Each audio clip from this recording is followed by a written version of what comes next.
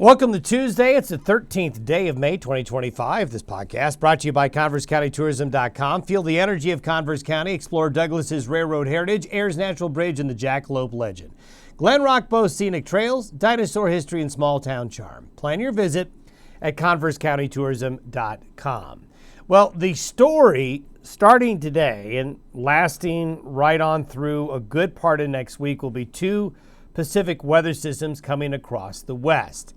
The first one is going to have its biggest impact starting in most of your areas later today and tonight, and will go through tomorrow and into Thursday. Then another system is going to be arriving as we get into late in the weekend and early next week. It's going to be warm again today, breezy areas, but especially, as we'll show you in a minute, the western slope of Colorado back into Utah.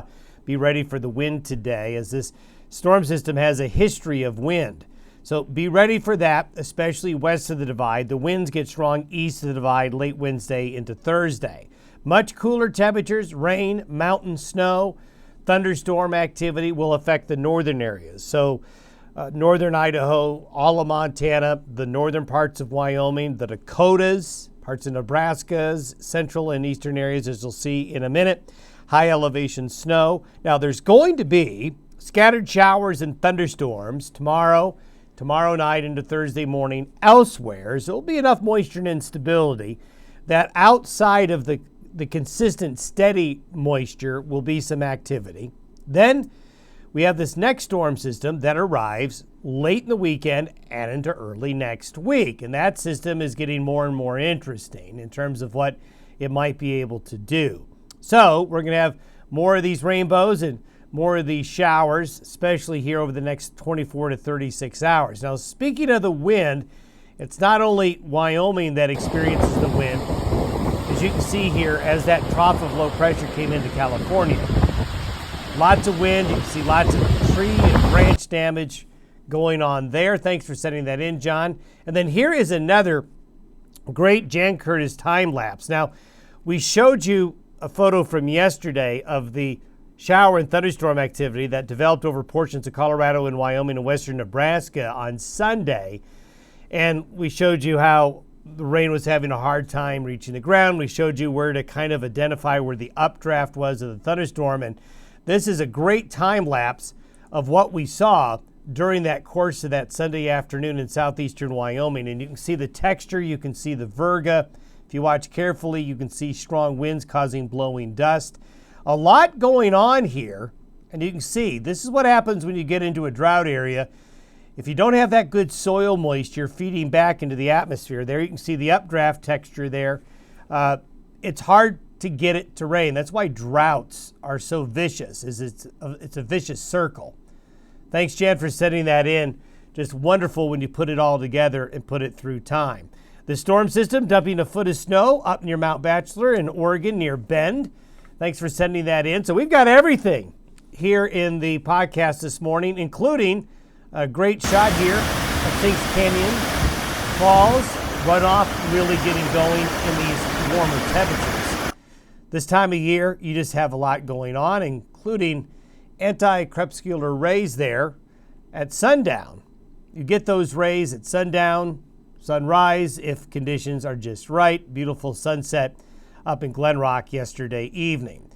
Satellite photos show what's coming next. Here's the next trough. It's quite elongated, as you'll see on the 500 millibar chart.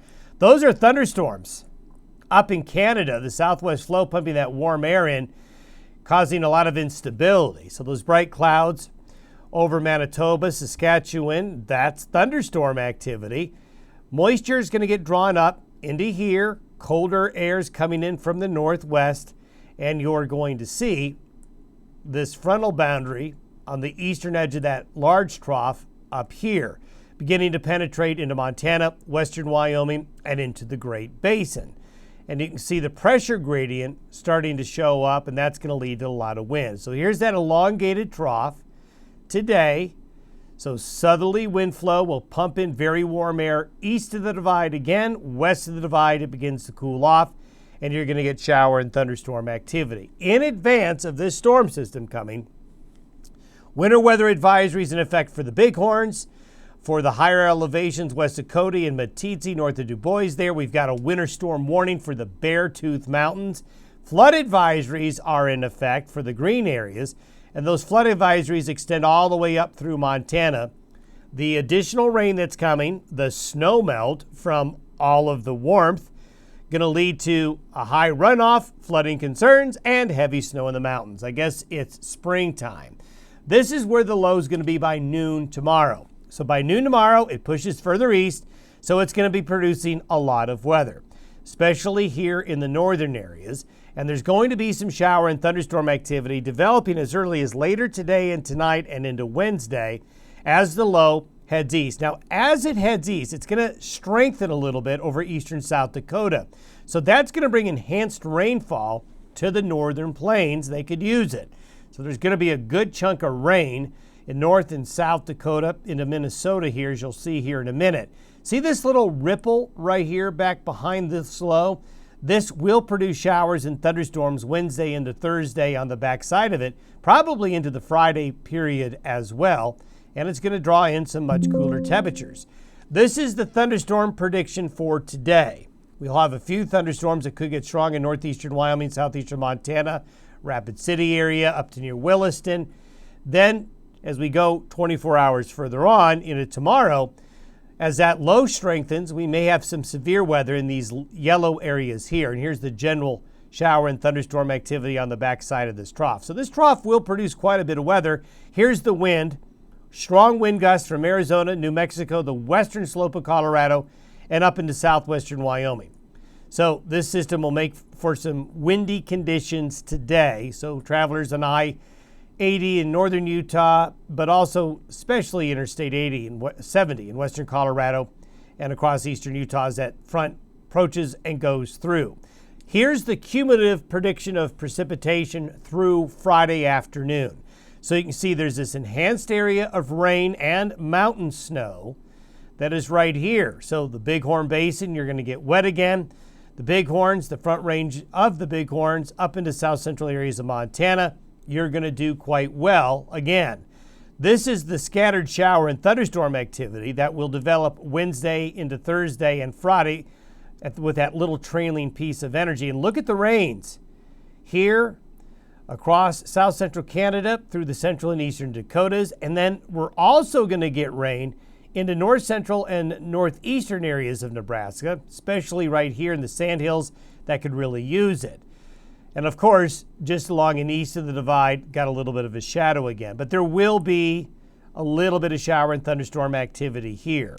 Snow levels will fall. Heavy snow in the Beartooths, the Bighorns, and into the higher elevations of southwest Montana and northeastern Idaho, even the mountains of Colorado, the high Wasatch, even down here, snow levels get pretty low in the overnight hours with this system coming on through. So we've had a big warm up, but we're going to have a big cool down. Temperatures will be much cooler. Now by the weekend, that upper level low is now up northeast of Lake Superior, and here comes the next low diving in. What I want you to pay attention to is the elongated shape of this low pressure system and this area right here. This area right here, in essence, is going to be another little upper level low that's going to swing and kick up to the north like this as we get into Sunday night and Monday. And you can see that here. You see this lobe, we'll call this a vorticity lobe.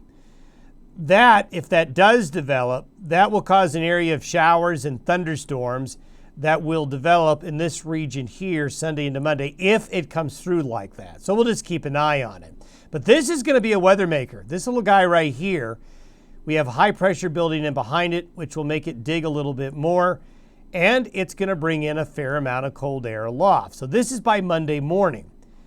Look at these temperatures by Sunday afternoon. These are temperature anomalies that are 20 to nearly 30 degrees below average, cooling off significantly Sunday with this secondary trough coming on through.